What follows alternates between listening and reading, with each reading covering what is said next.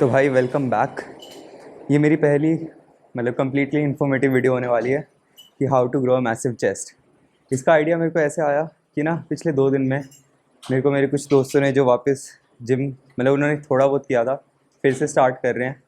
तो मैंने सोचा पूरी इन्फॉर्मेटिव वीडियो बना दूँ कि चेस्ट अगर हिट करने जा रहे हो तो उसमें क्या क्या चीज़ें अपने ध्यान में रखनी है। और इस वीडियो में ना मैं एक्सरसाइज की फॉर्म नहीं बताने वाला, मैं बस ये बता रहा हूँ कि अगर आप चेस्ट का वर्कआउट कर रहे हो तो उसको प्रोसीड कैसे करना है, कि आप कौन सी एक्सरसाइज को प्रायोरिटाइज़ करो और कौन सी पहले करो कौन सी बाद में। और चेस्ट के लिए ना सबसे मेन बात है, लोग क्या करते हैं, बेंच प्रेस उनको बहुत बढ़िया मूवमेंट लगती है क्योंकि वो नए नए जिम को स्टार्ट करते हैं। सब लोग बेंच प्रेस की तारीफ़ करते रहते हैं कि बेंच प्रेस करो बेंच प्रेस करो। लेकिन अगर मैं एक्चुअली में बताऊँ ना, बेंच प्रेस एक यूजलेस एक्सरसाइज है अगर आप मसल हाइपरट्रॉफी के पर्सपेक्टिव से देखोगे। क्योंकि बेंच प्रेस में आप ना अपने मसल को पूरा अच्छे से फील नहीं कर पाते, वो कंपाउंड मूवमेंट में आ जाती है जिसमें और भी आपकी जो हेल्पिंग मसल्स होती हैं वो काम करती हैं। तो मैं कहूँगा कि अगर आपको चेस्ट को एक्चुअली में हिट करना है ना तो डंबल्स यूज़ करो, क्योंकि डंबल्स से बेस्ट कुछ नहीं होता। क्योंकि डंबल्स में ना आपको पूरा मसल पे जब तक आप फोकस नहीं करोगे ना कि हाँ मैं अपनी चेस्ट को कैसे उसको स्टेबल रखूँ या जो भी है, अपना पूरी मसल को यूज़ कर पाते, मैं ये कहना चाह रहा हूँ। और फ्लैट बेंच होता है ना, फ्लैट बेंच पे कभी मत जाओ। अगर आपको मसल बिल्डिंग से देखना है, आपने रॉनी कोलमैन को देख लिया होगा, बाकी सब फ्लैट बेंच वो यूज़ करते हैं, लेकिन उनके जो जेनेटिक्स थे वो भी बहुत तगड़े थे और जो स्टेरॉइड्स यूज़ करते थे वो भी बहुत अच्छे थे। तो आपको क्या करना है, चेस्ट में सबसे पहले तो इंक्लाइन से स्टार्ट करना है।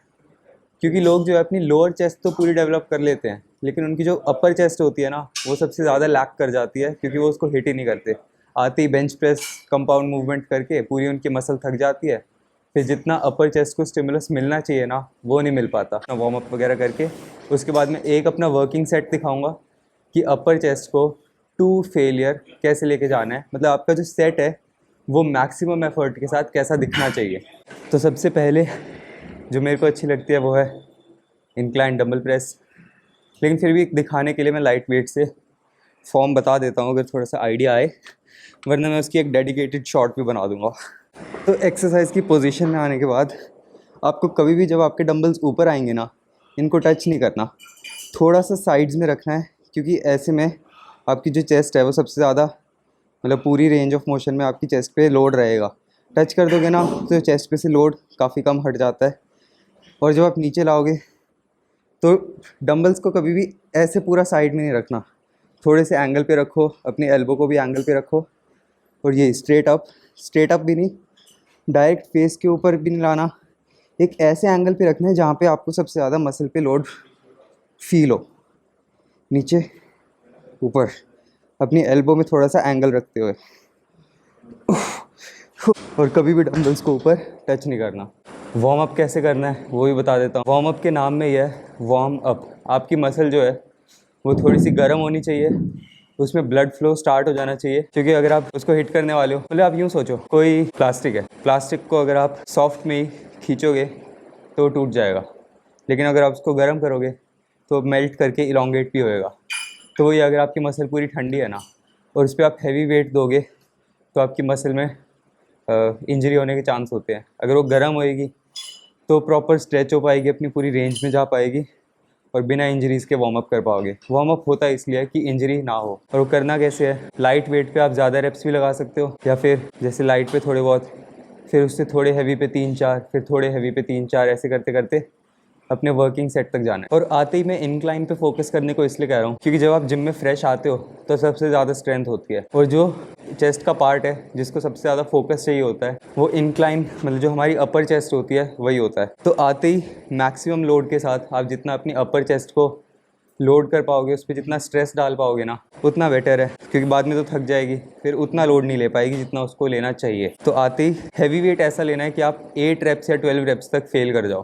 और पता है मैं इंक्लाइन चेस्ट पे फोकस करने को क्यों कह रहा हूँ, क्योंकि जो लोअर चेस्ट होती है ना, इंक्लाइन मूवमेंट्स पे, क्योंकि जो अपर चेस्ट है ना वो सबकी लैक करती है, और जो लोअर चेस्ट है वो सब डेवलप कर लेते हैं बेंच प्रेस कर करके या कोई भी अलग दूसरी मूवमेंट कर करके।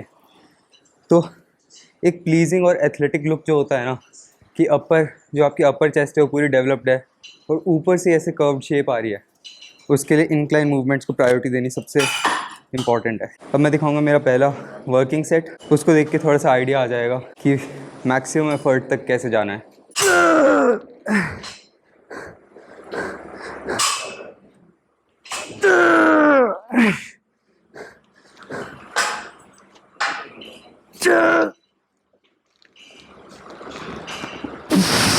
अब ऐसे ही 2 या 3 सेट और, उसके बाद मैं नेक्स्ट एक्सरसाइज दिखाऊंगा इंक्लाइन बेंच, जो कि मेरी पर्सनल फेवरेट है।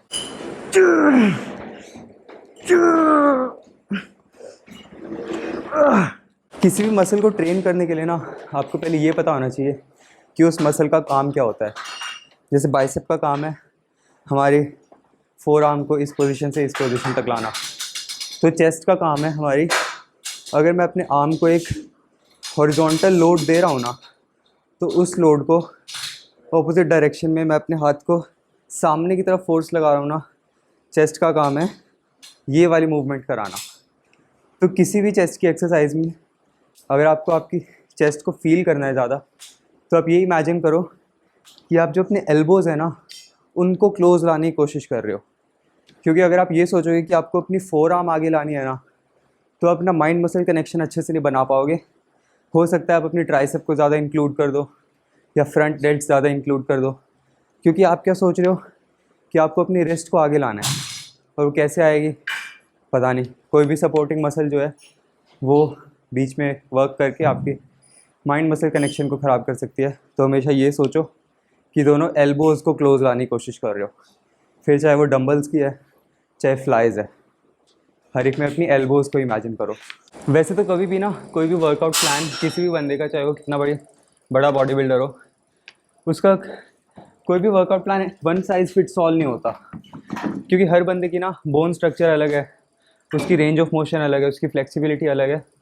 तो उस पर डिपेंड करता है कि बंदे को कौन सी एक्सरसाइज कंफर्टेबल लग रही है और किस में वो सबसे ज़्यादा इन्जॉय कर पा रहा है। तो ये वो एक्सरसाइज है जिनको मैं इन्जॉय करता हूँ, ये आप वर्कआउट ट्राई कर सकते हो, और जो अच्छा लगे वो अपने वर्कआउट में ऐड करो, जो नहीं लगे उसको हटा दो। तो 3 सेट इंक्लाइन डंबल प्रेस के बाद अब 3 सेट इंक्लाइन बेंच, उसके बाद मैं दिखाऊंगा आइसोलेशन मूवमेंट्स कि उसमें अपनी मसल को कैसे, क्या टेम्पो रखना है, कितनी फास्ट लाओ कितनी धीरे, और कैसे बर्न करनी है अपनी मसल। मतलब कंपाउंड्स में मेरा जो फोकस रहता है ना वो होता है ज़्यादा से ज़्यादा वेट्स उठा पाऊँ, लेकिन उसके साथ ही एक माइंड में आपकी रहना चाहिए कि पूरी मूवमेंट के साथ आपको अपनी मसल जो है फील हो रही है नहीं हो रही है।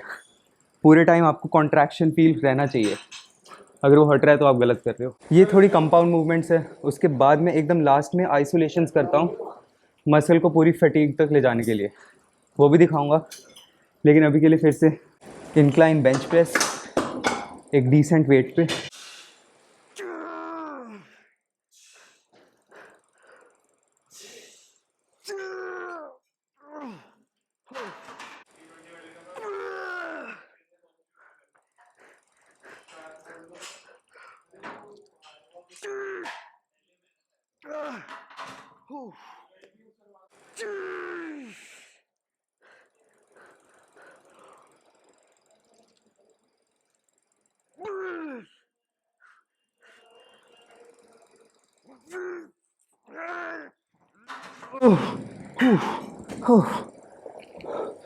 तो भी लास्ट के 2 रेप्स में देखा होगा कि मैंने जो अपनी रेंज ऑफ मोशन है ना उसको थोड़ा घटा दिया था, क्योंकि मेरे को ना फील हो गया था कि अगर मैं उससे नीचे जाऊंगा तो मैं वापस ऊपर नहीं ला पाऊंगा।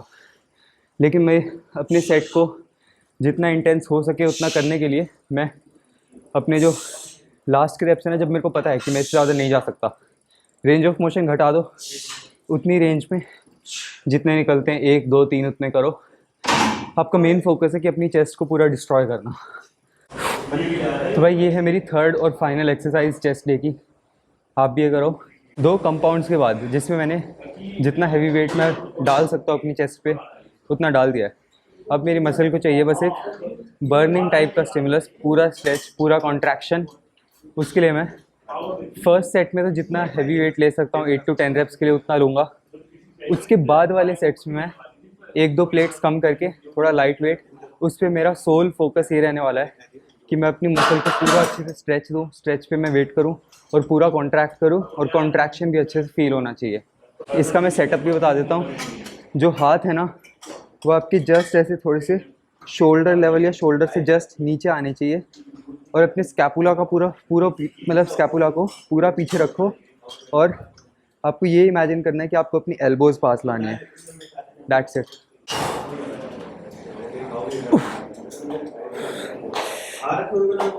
अब जो बाकी 2-3 जितने भी सेट होने वाले हैं ना, उसमें वही आपको मेन फोकस क्या करना है, स्ट्रेच और कॉन्ट्रैक्शन। और पूरे टाइम पे आपको अपनी मसल को फील करते रहना है कि आपकी मसल्स अच्छे से स्ट्रेच होए। और मशीन्स, जितनी भी मशीन्स होती है ना किसी भी बॉडी पार्ट के लिए, उसकी एक टिप दूंगा, क्योंकि मशीन्स काइंड ऑफ मतलब मशीन्स पे इंजरी करानी बहुत मुश्किल है, क्योंकि जो रेंज ऑफ मोशन है ना वो फिक्स्ड है। तो आप इन मशीन्स में क्या कर सकते हो, आप हाफ रेप्स भी बहुत इफेक्टिवली ले सकते हो। मतलब आपसे अगर अपना हाथ पूरा आगे तक नहीं आ रहा ना, कोई बात नहीं, इतनी रेंज में करो अपने सेट के एंड में, और इतनी रेंज में आपसे जितने निकल रहे हैं मतलब तब तक करो जब तक आपके हाथ हिलने बंद हो जाए, क्योंकि आपको अपनी मसल को पूरा अच्छे से थकाना है।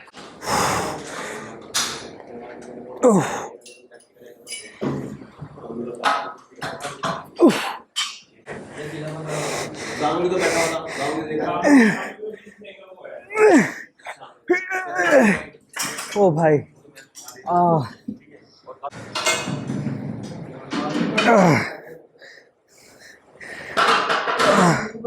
तो भाई चेस्ट का वर्कआउट हो चुका है कंप्लीट। अगर पूरी वीडियो देखने में आलस आ रहा है तो मैं ये एक समरी डाल देता हूँ।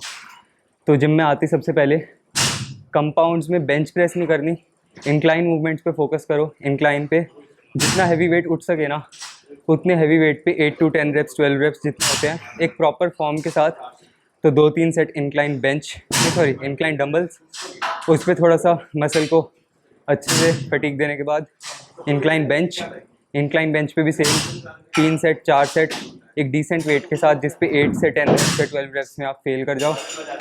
अब ये दो जो काइंड ऑफ कंपाउंड्स आपकी हट चुकी हैं, जितना हैवी वेट आप उठा सकते थे आपने उठा लिया है। उसके बाद आपको जाना है आइसोलेशंस पे। आइसोलेशंस के लिए कोई भी एक मशीन उठा लो, चाहे तो मतलब आपकी जिम में जो भी मशीन है वो मशीन आप यूज़ कर सकते हो। मेरे पास पेक्डेक्स नहीं, मशीन फ्लाइज हैं, तो मैं मशीन फ्लाइज करता हूँ 3 या 4 सेट, 2 फेलियर, एक डिसेंट वेट लेके, जिस पे आपको अपनी पूरी मसल को फील करना है, उसका जो कॉन्ट्रैक्शन है वो भी आपको फील होना चाहिए। और जब स्ट्रेच कर रहे हो ना, आपको स्ट्रेच भी अच्छे से देना है। चेस्ट का वर्कआउट बस ऐसे ही। और चाहे मसल आपको कोई भी हिट करनी है, आप अगर उसके बेसिक्स जानते हो ना कि वो आपकी मसल काम क्या करती है, किस मूवमेंट में आपकी मसल वर्क करती है, तो आपका माइंड मसल कनेक्शन बेटर हो जाएगा। और मसल हाइपरट्रॉफी के लिए, मतलब मैं जो भी आपको एक्सरसाइज बताई है वो हाइपरट्रॉफी के लिए। अगर आप स्ट्रेंथ के लिए देख रहे हो उसके लिए अलग है, उसके लिए आपको 5 रेप रेंज में ट्रेन करना होता है हैवी लोड लेके, और वो मेरे को आता भी नहीं है। मैं हाइपरट्रॉफी का बता सकता हूँ, दैट्स इट। और हाइपरट्रॉफी होती भी कैसे है वो भी बता देता हूँ।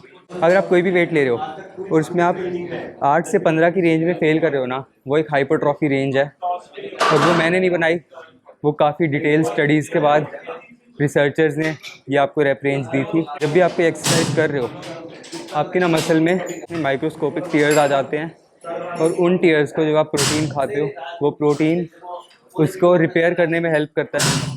और क्योंकि आपकी बॉडी बहुत ही एडवांस्ड है, तो उसको पता है कि अगर आपने इतना लोड लिया था लास्ट टाइम और आपकी मसल टूट गई थी, तो वो जो अगली मसल बनाएगी ना, वो उससे भी स्ट्रॉन्ग मसल बनेगी, तो वही मसल फिर बड़ी होती जाती है, और ऐसी हाइपरट्रॉफी होती है।